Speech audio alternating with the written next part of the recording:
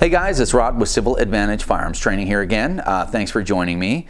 Today I don't have a crazy shirt on, sorry guys, no shirt to talk about, but these are the work clothes because today we're going to be installing a not smithless mount on one of my old SKS's from Addley Precision in Midland, Ontario.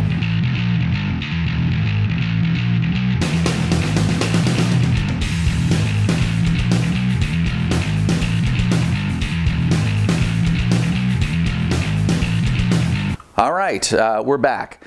So what I'm going to do is I'm going to tell you guys about this mount. Again, a great, proudly Canadian product. Jerry over at Addley Precision sent this mount to me. And I had a look at it, and it's got a lot of interesting benefits. You guys know that there's a ton of different accessories out there for SKSs.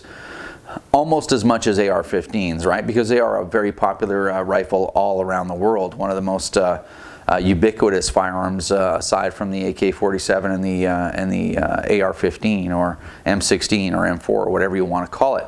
So in any case, Jerry he saw one of my other videos on an SKS mount. He said, hey, you need to check mine out because it does allow you to use stripper clips. It is very versatile for all these different optics. And it is a see-through mount where you can still use the open sights and on and on. You actually have to do a little bit of gunsmithing, but in the box, Addley Precision provides everything you need to do that. All you need really is a drill. So kind of interesting. Haven't done anything like that before. I'm going to use, I think this was my first SKS actually ever, way back in the day. So this is the gun I'm going to put this on for now, just to see how it works. I've got Tapco stock on there just for fun, I guess. And I'm going to actually show you guys video of me installing this thing in real time. So let's get started and see what that looks like. Okay, so here we are at the gun bench. So basically if we unbox this thing, here we've got the mount itself. Also I have full instructions here, and it's even got pictures of what I'm supposed to do and step-by-step instructions. I'm notorious for not reading instructions, but I did at least glance these over. So everything you need comes in the box, and if we actually unbox this and have a look, what do we got in here? Let's spill all this stuff out. We have a tap set for the proper size screws. We have all the screws. We have some drilling oil and tapping oil. Interesting. We got some Q-tips. We have I think this is a drill guide, isn't it? And an Allen key and the proper size drill bit and some Loctite. Okay, I read all the instructions. I think I understand this. First thing we're going to do obviously is make sure our gun's not loaded. I can see right inside the magazine on SKS. I can see right inside the chamber. This is all good. First thing we're going to do is this thing comes with some guides on there. And those guides are meant so that you get this mount in the proper position.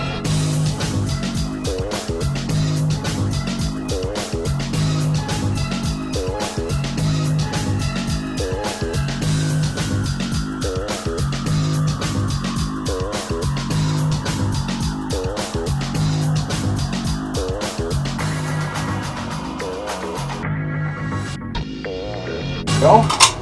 5 rounds, stripper clip out. There you go. Works. Okay guys, we're back. You know, the one thing I'll say about that experience is you can do it. If I can do it, certainly you guys can do it. So here's what the gun looks like now. I even included a little bit of overhead cam footage for you guys so you can see this. It looks quite nice, and it doesn't get any more solid. Now, don't worry, that's a dummy. I just loaded it. I'm going to load rounds again so you can see. Stripper clips work no problem. So the next thing that we need to deal with is what happens when I mount a scope. If I mount an optic on the top of this rail, yeah, it's going to be an issue, as you guys are probably already well aware. As far as eye relief is concerned, here I'm going to try to do this.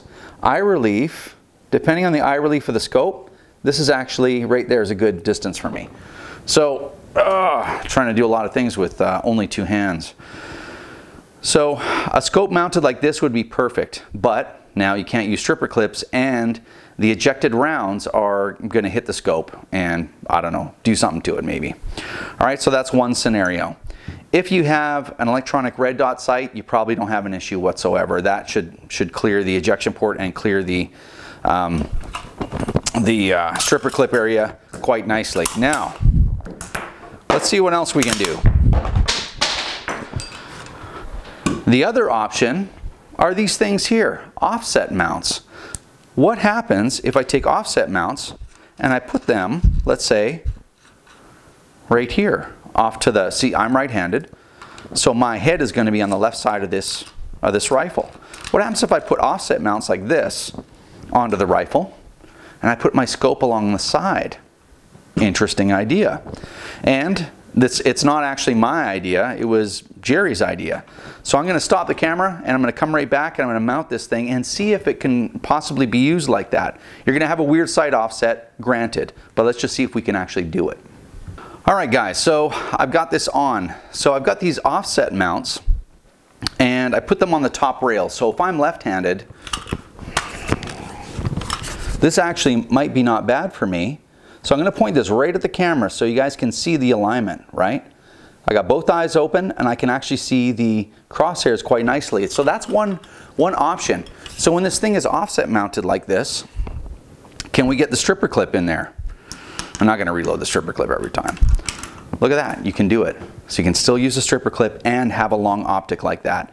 If you're, sharp enough to remember, hey, my sight offset is 2 inches down and it's and what I'm shooting is going to be to the left about 1 inch or 1.5 inches.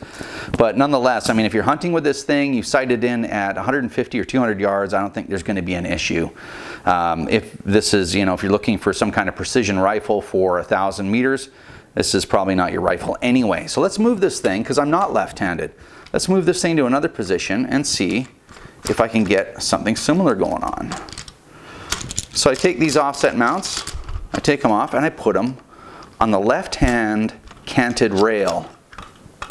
Let's just say. Now I would turn I'm not going to do it every time for you guys. You're smart enough to figure out what I'm doing here. But I'm going to turn the actual scope each time I left it loose so that it's, completely straight like a normal scope would be.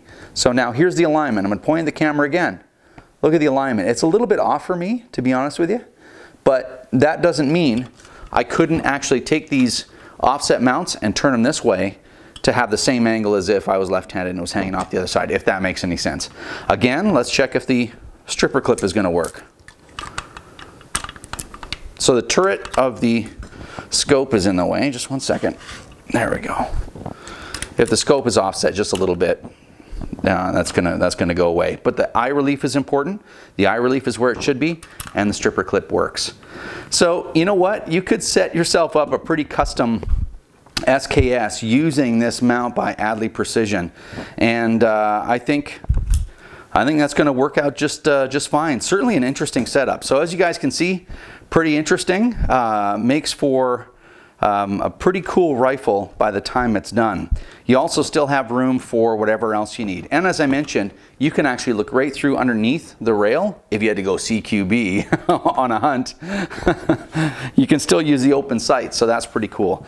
Anyway, very interesting mount. Now, just before I let you guys go, Addley Precision makes mounts for SKSs, for Lee Enfields, I think 4 different mounts for Lee Enfields, and also Mausers, so a K98 and also Swedish Mauser. So he makes all kinds of really interesting things. Check out the website. The web address is right here. It's also in the description box if you don't want to type it in. Once again, thanks to Jerry for sending me this mount. It was really interesting. As far as installing the thing, I think you can do it. And if I can do it, you can certainly do it. If you guys are familiar with my video, Don't Be a Rod, how I screwed up my CZ858 back in the days when CZ858s were okay. You can see what a bad gunsmith I would really make, but this was not too bad. And you're not going to get anything more solid than something that's actually drilled and tapped onto the firearm. One thing I would recommend too, just before I let you go, is save the drill guide from the kit and save the drill bit and all that stuff. And I think there was 2 extra bolts in the kit that I got. Save all that stuff in case you ever want to take this off of one SKS and put it onto another. I think that you do well for that. Anyway, hopefully this is helpful. Hopefully you're interested in Jerry's mount. I've never seen anything like it. I think it's pretty cool. If you want to follow us on Twitter, you can at CivilAdvantage1, or you can find us on the web at www.civiladvantage.com. Thanks, and we will see you next time.